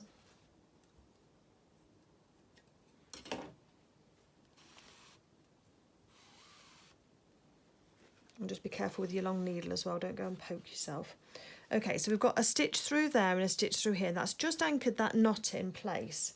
The next thing that I do then is choose my leg, make sure I've got it the right way up for this side of the body here, and then I'm going to go through at that point there where the tailor's tack is and come through in the centre of the tailor's tack on the other side. And my threads are catching on everything on my desk and making sure that's lying nice. Then I'm going to go back through, taking a bite of the felt of the leg, back through out where the tailor's tack is in that vicinity, and then back into the body of my character, and I'm going to go back out at the end of the dart, pretty much. So we've got one leg then that's been attached onto our character. Just give that a little pull. Now we're going to get our other leg, and again let's make sure it's the right way up. That's the wrong side because that's our ladder stitch and the seam, so I'm going to turn that over so I've got it, and I'm going to go in through this side and out at this point here. And I know I've just said that this thread isn't long enough to hold on to these legs on its own, but the next thing we're going to do is add the buttons, but I just want to kind of get the legs attached before we try to start the buttons. So again, in just by that tailor's tack, coming out into the body in the same area, back out of the body in the same area. You just pull the leg away and you'll see your needle going through, and then back out the other side of the leg, which is why you need this nice long dole needle to go through both sides. Hold on, let me just tip you up just slightly, just so you can see a little bit more. Okay, so there's the end of the dole needle one side, and there's the point the other. And this sort of just holds those legs into place before we have to start dealing with buttons as well. Just make sure you've got no loops on your threads. If you have, just pull one or the other thread, and then eventually you'll find which one it is that needs to be pulled in, and just smooth that along. Excuse my squeaky chair. Smooth that along until you've got the edge. Right, let's just make sure that we're happy with the way that's sitting. Yep, I am, that's fine. Right, so the next, on the side that you're working on now, untangle your threads. I'm going to keep saying that, aren't I? Take one of your buttons and go in and then out again on the cross. Just make sure as well that your needle will go through your buttons as well. And just pull that down close-ish to your leg. And then you're going to go taking a bite out of your felt, and then back through your body again and out again where the other position is. You should just hopefully be able to see my needle just poking through in there, back through that leg again and out on the tailor's tack again. And then once you've got that ready, you can just pull that all the way through again, and that's now got that button attached on. Just make sure that it's all nice and neat, not got any loops. And at this stage now, I'm just going to take out the tailor's tacks, because they have now served their purpose, and it'll be easier to take them out now than it will be when we're doing more of the stitching, because we're going to cinch those legs in just slightly. Just get rid of those threads because they're all going to get in the way all the time. And then so we're on the other side now, so we're going to get our other button and pop that through and do the crisscross again on the diagonal. And then pull your threads through. And this is why you need such long thread when you're starting out, because you've got to get these in the right way. And then I go through the body, taking a decent amount of chunks. The button's going to hide it, going through the threads in the centre there, through the threads coming out in the vicinity of where we were before. Just keep sliding your needle backwards and forwards till you're happy. And then you're going to now, this is the difficult bit, you're going, oh, went straight through. You're now going to try and get your end of your needle through the button on the same orientation, the same diagonal that you were on. And I tend to do 3 stitches with this super strong thread, 3 stitches in each direction. And can you see I've got a loop of thread here, look? So I need to just get hold of my threads, separate them and give them a tug. Right, that was that one. That's got it together. Make sure you're not doing this anywhere near pets or people, because these long needles and long threads are a bit gung-ho. Okay, back through the other hole on the diagonal, and we're going to go back through the leg again and out the other side and back through our leg again on our donkey, and then this time we're going through this other button on the same thing. So this is where it starts to get tricky, because you've got to go backwards and forwards with your needle until you can get it through, so it's going all the way through. Make sure you've not got a loop on your button, give it a little pull and then back in again. So I'm going to do that all the way through, and then I'm going to change the orientation once I've got 3 stitches through each button head. I'm then going to change orientation, so this is going to be the third one on this one, but you don't need to see what I'm doing here because you kind of know what I'm doing now. And then I'll come back to you when I'm about to cast off, and we can make sure, you can see what trouble I'm having now, can't you? You just have to have patience with this bit. It will work for you, and sometimes you have to just poke it so you can see where the needle's coming out, and then you can then position it, your button a little bit better. And there's some twist available on the buttons as well, because it kind of makes these legs a bit posable because that's nice and strong. Okay, I'm going to come back to you then when I'm ready to cast off and show you how to cast off. Okay, so I've just done my third set of strings across there. I've still got a little bit left, which is great. So this time, when you go through, you're going to try and come out on the inside thigh, just there, just around where your stitches are, and take it through. Now what I tend to do is, because this needle's so long and cumbersome, is I just take that off my thread, and then I find a slightly bigger needle here that will take that thread. Hopefully this one will do. And thread it up onto a smaller needle so that we can do some little stitches just to hold these threads in place. So we're on the inside thigh now. So just pull the leg apart slightly. This is where that strong thread helps. And I'm going to take a few stitches in place around the stitches that we've just done. So around the stitches that are just going backwards and forwards through that felt. And this is just to try and anchor off these threads. Hopefully, because we've got so many stitches going through and because the thread's so strong, then you can actually make sure that that's kind of anchored on. And then once we've then done a couple of stitches in place, then when I've got a loop, I'll make sure that those are the equal, because otherwise once this knot tightens you can't undo it. So then I go through once, and you can cinch it then, but then I go through again. So I do a double loop through, and then pull that tight right down into those stitches down there, and that's like a surgeon's knot, which is not going to come undone. And then I go through the body with my needle to leave a long thread again. So again, don't let go of your needle until you can see it coming out of the body, and then pull on it so that buries those threads right inside that body just there. Okay. So then we've got both legs. So we've got our lovely seams at the top on here. We've got our character sitting nicely. He's got his head on now and he's got his legs on. The next thing we're going to do is to work on the hands. So let's get our hand pieces together and our arm pieces and take our patterns off those, because we're going to be working with these next. We've already put our tailor's tack in to mark our button placements. That stays in place. And you're going to need two parts of the hands. And you're going to need, that's it. Just do one arm at a time. I think that would be the easiest way. And then you need your two of your hands, but you need your two hands that are mirrored. So you've got your thumbs pointing together because of the right side and wrong side of your fabric. So let's put those two to one side because that's the other pair. Pins out the way again. We don't want to get those caught inside our character. That's our pattern pieces.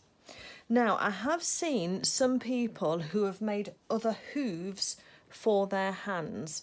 And if you wanted to do that, what I would suggest you do is take the hoof pieces that you've already used before and the little foot pads. Let me just find my hoof piece of pattern piece. Sorry, hold on a second. I should have had this ready, shouldn't I?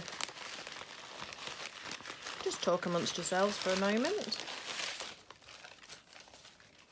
There we go. So, what they do is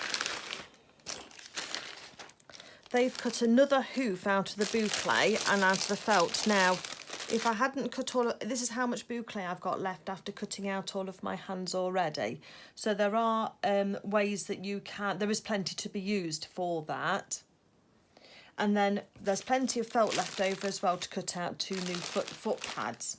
So if you were doing that, I'd do it the same way as we did for the legs. I'd put both sides of our right sides of our felt together and I'd sew around 3/4 of it up to the edge. I'd then open it out and then I would attach your hoof. Now your hoof is likely to be longer, and I would just take off the excess on the edge here, and I might also take off maybe 1/4 inch on the length, because I don't think you need the length here to be as long on a hand as you do on a hoof. You want them to be in proportion. It's up to you, again, depending on what you want to do, but that's what I would do. And then I would construct the hoof the same way with the felt pad. And if you're taking some, because if you put the notch in the centre on that seam when you've sewn it, that will give you an even amount of boucle either side. So just take off what you don't need on both sides. but that will then mean that your foot pad may not need to be as large. So again, that will be taken down slightly, maybe not the full 1/4 of an inch. So I'd just take that down by an 1/8 of an inch at a time, or just a few millimetres at a time, and then just try it and just see if you can get it to work on your foot pad. And that's the way that you would construct the hooves for the arms. And then you'd go do exactly the same as what we did with the legs. You'd change your thread to your white, sew up the back of the hoof, but for the arm, and then you'd be then stuffing it, turning it round and then stuffing it, and then ladder stitching it closed. But I'm going to stay true to the pattern for those people who want to stay true to the pattern. But I just thought, because I have seen that on the main Lunar Lapin Facebook page, where the donkey's got 4 hooves instead of the thumb and the hand shape, then I just thought somebody might want to know how to do that. And as I say, I would just do it exactly the same way as I've done for the feet hooves, but just do it with the arm pieces instead. This one we're going to be working with our hand pieces and our arms, and we're going to work on those. So the first thing we're going to do is take the right side of an arm and put a right side of a hand to it, and then we're just going to put that on there. And then, because we're working with mirrored copies, we need to make sure that when we take the right side of our other piece of arm and pin that on, when we put these on the work surface together, that the thumbs are pointing to each other. So you've got the thumb point there, because when we open these out and then put them right sides together, we've got to have those sewn together, and that's how you'll know that you've got the right pieces. So if you want to do that, and then take it over to the sewing machine, and then 1/4 of an inch seam allowance, just sew across the edge there and across to there. Doesn't matter which colour felt you've got, because you've got to use one or the other anyway, and do that on all 4 of your arms so that you've got those all together, and then we're going to match them up into pairs. Okay, so I've still got my white thread in the machine, so I'm now just going to sew across these at 1/4 of an inch. I've got my needle pushed across to the right, and so I'm going to be sewing using the edge of my presser foot to mark my 1/4 of an inch seam allowance. I'm going to start stitching and then just reverse, just to anchor that down, and then just sew across and just reverse. Now, because we've got a few of these to do, we can do something called chain stitching. So I've not taken this out of my work. I'm going to take the next one and lift my presser foot up and just put them up together so that they're straight, and then I'm going to sew straight off one and straight onto the other. Just remember to reverse at the beginning. Get stitches out at the end, reverse at the end. It just saves thread in between the two, because you know you're just going to go straight on from one to the other. Oops, when it takes it through properly.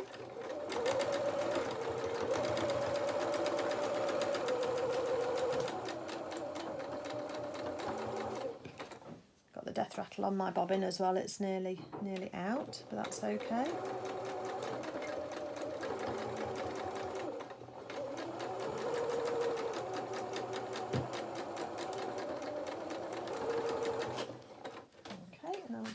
We've got these all 4 joined together like this, and then you can just snip in between them just to separate those out. Just take that little extra bit of thread on, but it didn't quite catch.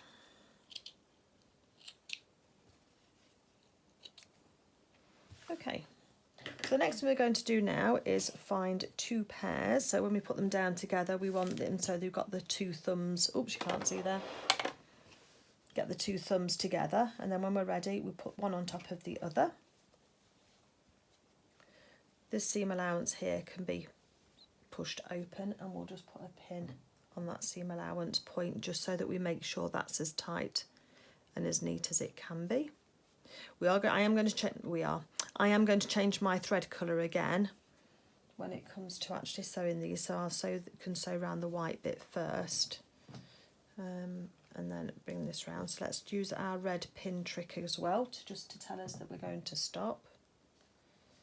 So I'll stop somewhere there, maybe a little bit less. And then here again, we're going to open up that seam allowance and have a pin going through there, because that's where I'm going to start again. So I'm going to sew around the glove, around the hand portion in white. matching those edges up, and then I'm going to sew round the dark grey section in dark grey. And you do need to get used to changing your thread, because it will make a huge difference to how this looks when it's finished if you do that. So I've pinned it all together for now, but I'm going to start here with the grey, reverse stitch here, and then go all the way around here to my red pin and then cast off there. Then I'm going to change to my white thread. I'm going to do them all both in one go. So then I'll do the other one first. And then I'll take my white thread, reverse start here and then round here, pivot into the thumb and then come back out again. And then I'll stop at where the grey thread started again.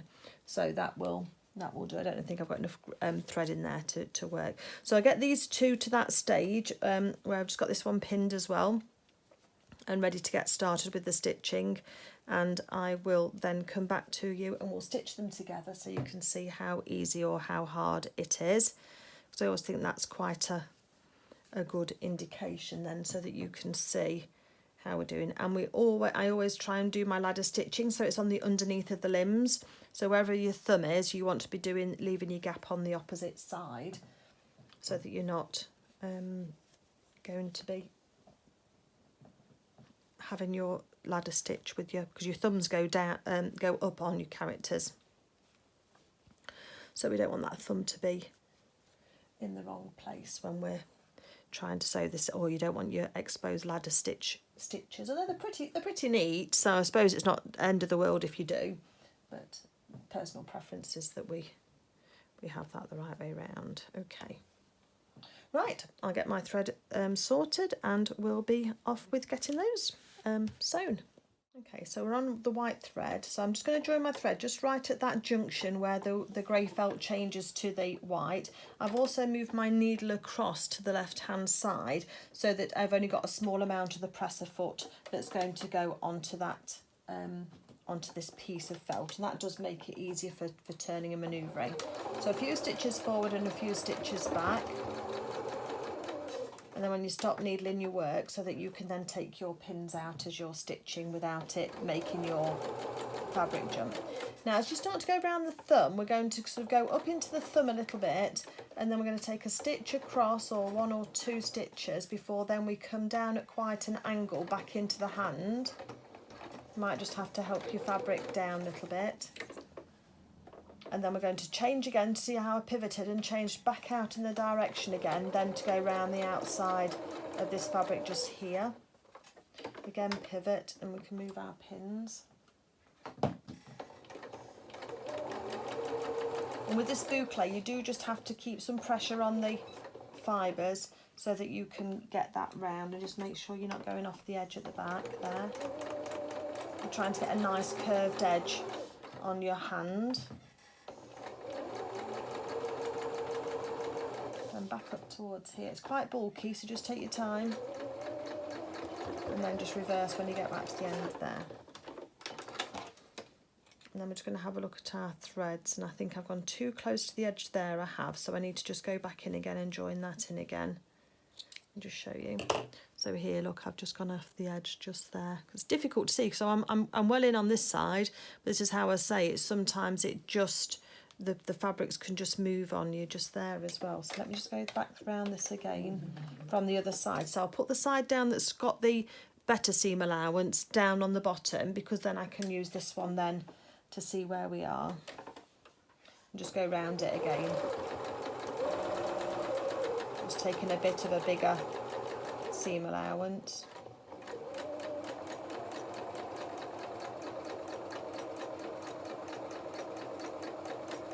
I think the thumb was okay, so let me just reverse stitch that.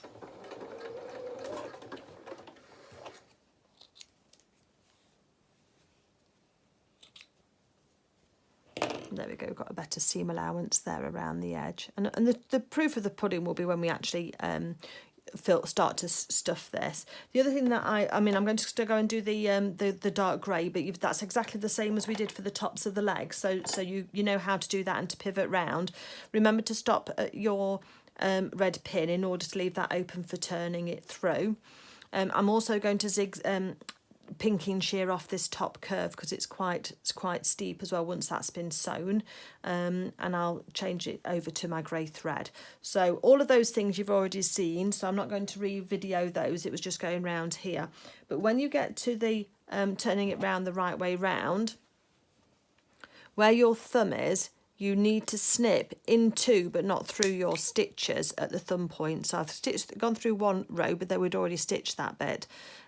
So right into that corner, because that will help your little thumb turn out. So again here, there's my stitches just there, look, going into there.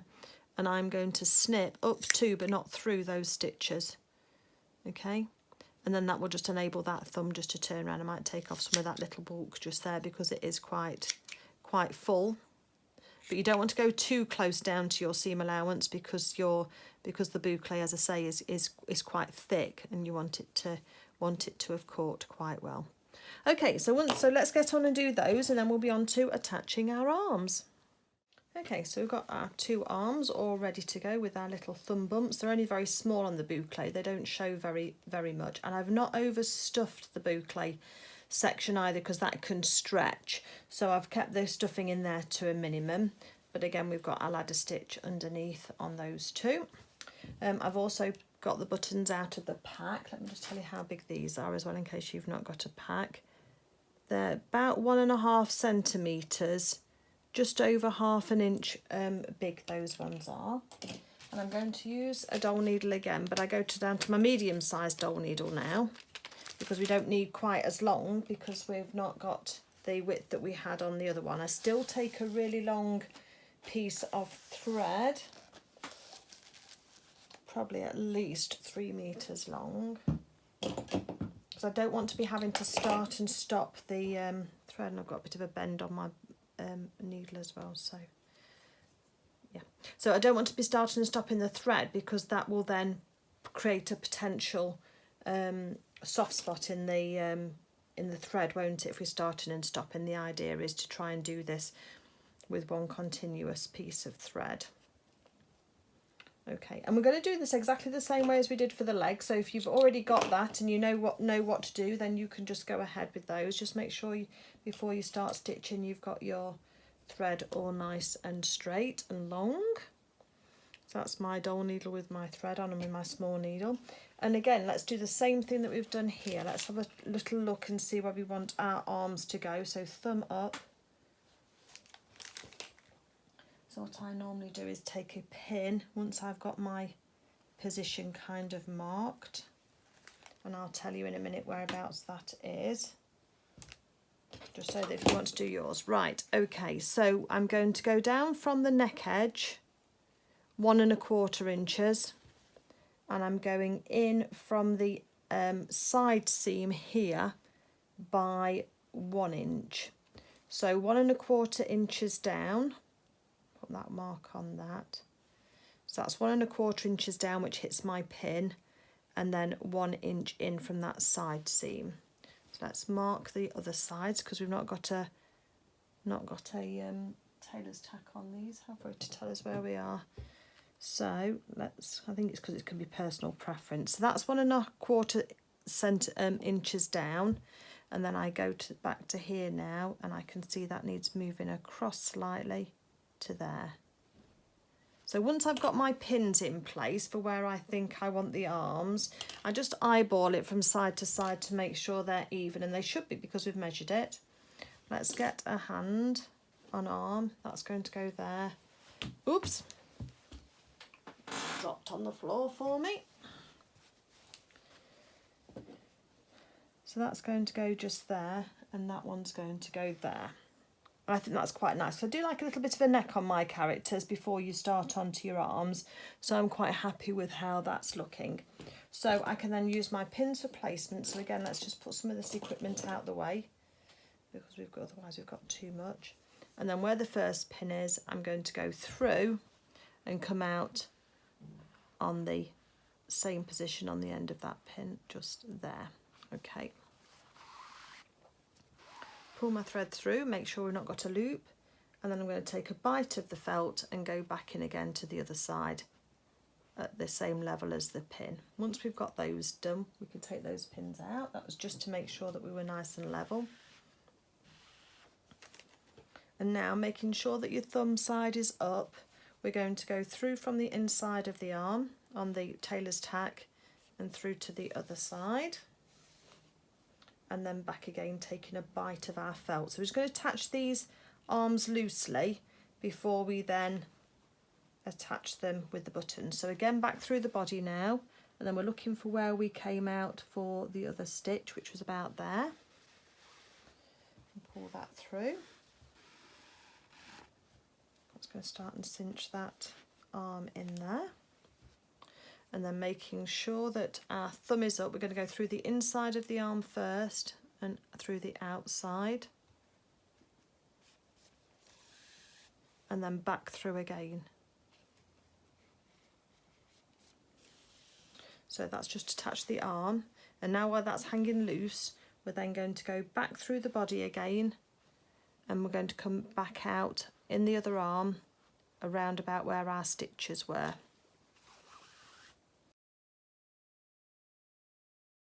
So once you've done that, if you're not sure, just rewind back to where we put the legs on and you'll be able to see a little bit more there, and then I'll join you when you've got your tail pieces ready, because we've nearly finished.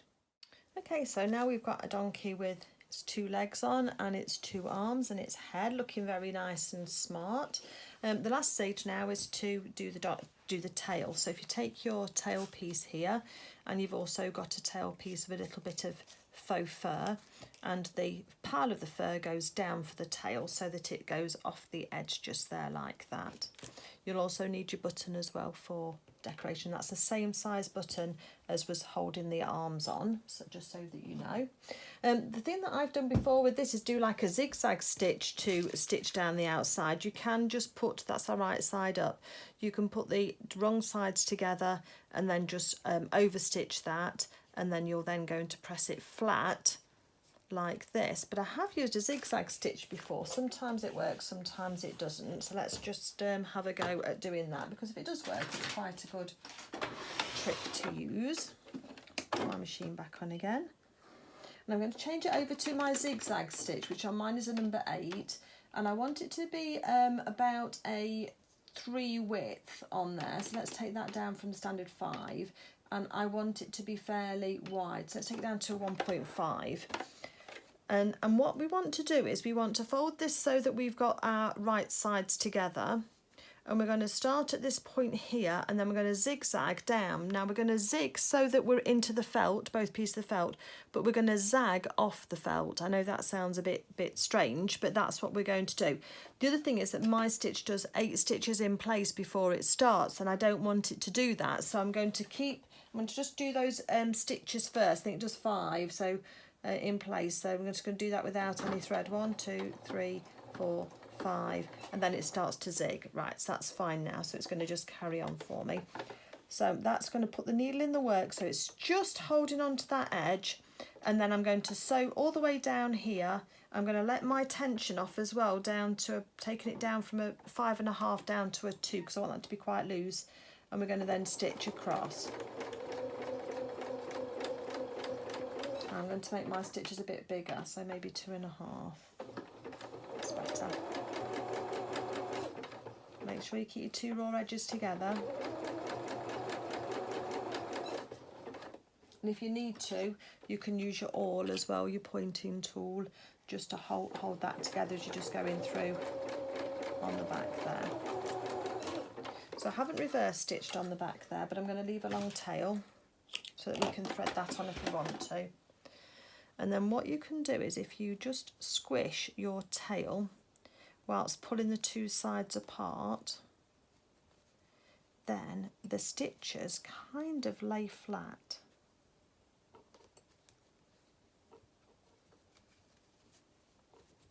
Just takes a little bit of manipulating, but if you run your fingers along, you see it starting to go flat for me.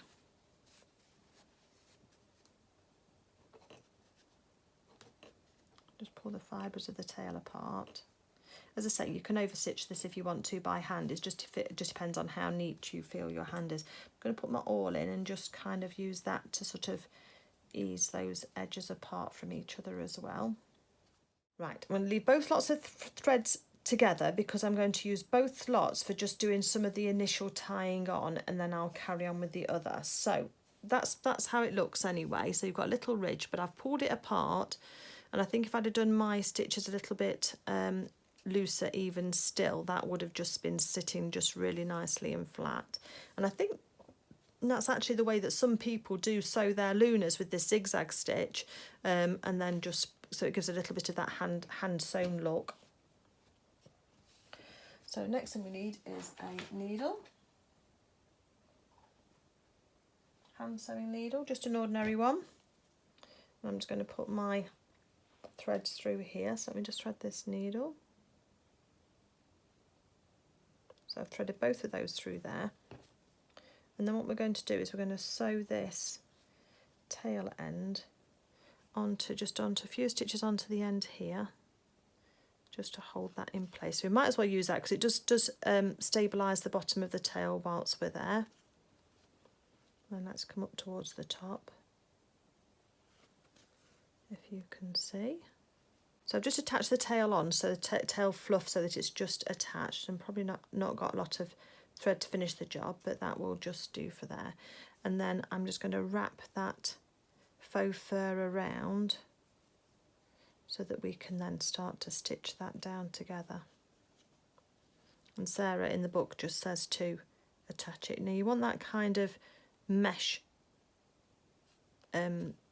underside of the faux fur to stay out of your way. So let's just go around the top with this bit of thread that we've got, because it's not going to be long enough to do all of it. You can see where that white edge is just there, look on there. Just use your needle and just tuck it in underneath so that bit's buried, so you can't see that on the actual final tail. Just fluffs the fur up a bit. Oops, try not to pull your fur out as you pull your thread. And again, we've got a bit there, so I can use my needle just to tuck that in, so that then we can just sew over the top of that for now.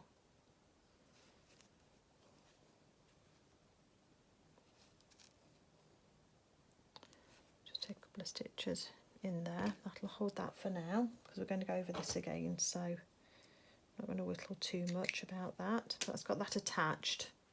And then what I'm going to go now is where we've got the inside here. I'm just going to do a few stitches to secure all that together, so, and then across the bottom as well, so that's holding it all in place.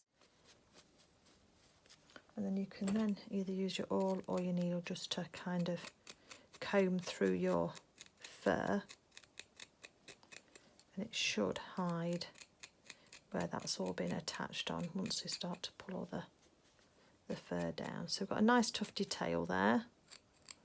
Just make sure that all the bits of fur are out, and as you can see, you can't really see where that's attached, but it's looking quite nice on there. Looks like a donkey's tail, doesn't it? So just making sure you've got the back end of that. We're going to just use this thread here, which will just finish it off.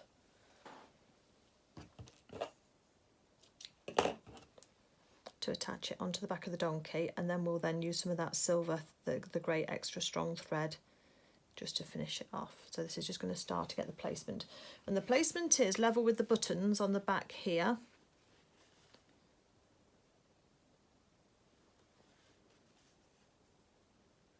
So we'll just use those threads just to attach that on, just nice and as neatly as we can, because you will see some of these stitches.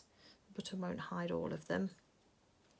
But luckily the thread's a good match, and I'm just going right over the top of the centre back seam. Just take a little stitch there and just go through my thread once and again to give that little stitch, that little knot.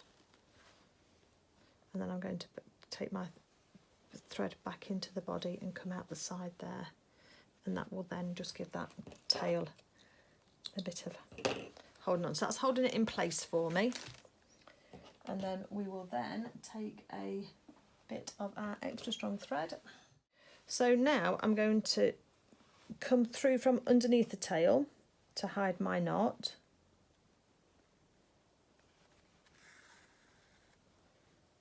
Let's take that little end off the knot so that it's not going to be poking out.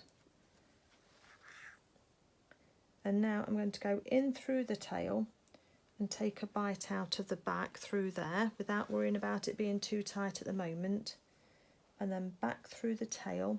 So we're putting a few stitches in place just underneath, a bit like the ladder stitch. We'll be able to cinch this in a minute or two.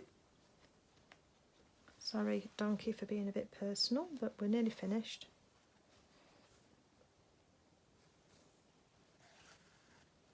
So make sure that's staying central for you and your stitches aren't tightening it off, and then you can then cinch that in and that'll give it a bit more stability. Okay.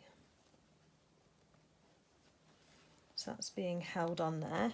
So now I'll go for my button, in and out on a diagonal for my button. Oops, is it through? Yeah, it is. Then you can take it down, and then I'm going through the tail, just lifting it up.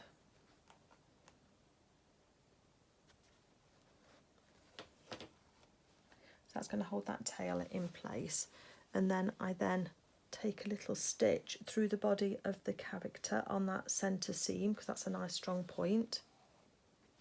And then we can go back up through the tail to the right side. Make sure your button's in the place you want it to be. Try and find your hole by going through the buttons. Cinch that in, and then back down again through the tail. Hold the tail up, and then that means that you can then get through the body. If you can't, yeah, unless you've got a circular needle, and then you're going to have problems going through your button when you go through. This is the best way I've found of doing these. So you're trying to keep the stitches underneath the button. And again, I do three stitches one way.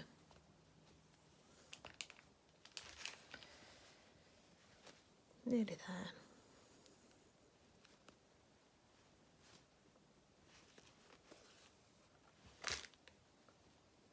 One, two, and then one more this orientation. And then I'm going to change the orientation on the next stitch and take it through the other and do 3 more exactly the same way. And then we're attaching the button and the tail at the same time, really, through that seam allowance on the back there, pretty close to your stitches, because you don't want them to be poking out, because there's a little bit of a contrast thread with this light grey, unless you've managed to get one of the coats as epic in a darker colourway. Casting off the same way as I have done on the previous buttons, just doing a few stitches in place and then burying my thread lengthways through the body, just to make it a nice long tail, so that can't get in the way and get unravelled very easily. Okay, I'll finish this off and I'll come back to you. And so here's our finished donkey with his lovely hooves for his bottom feet, and he's got hands for his top limbs. He's got a little fluffy tail, oh, bit of fluff there, little fluffy tail, all looking nice, attached on with the lovely button. And then he's got his lovely mane that comes down, covers the back of his neck, his lovely ears, and it's all looking all good. There's no way that head's wobbling off. There's no way those limbs are coming off, because they've been sewn on with that extra strong thread, which looks really good. And so I hope you like Sol or Sidney, whichever one it is, or Pedro, as I'm in Spain, maybe I ought to call mine Pedro.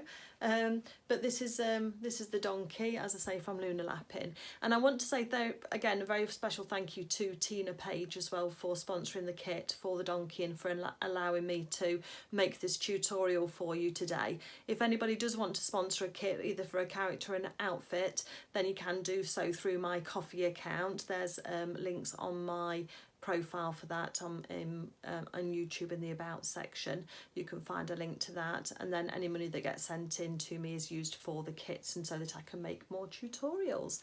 So yeah, from Sidney or Sol and myself, I want to say thank you very much for watching. If you have taken any benefit from this video, then please do consider subscribing to my channel.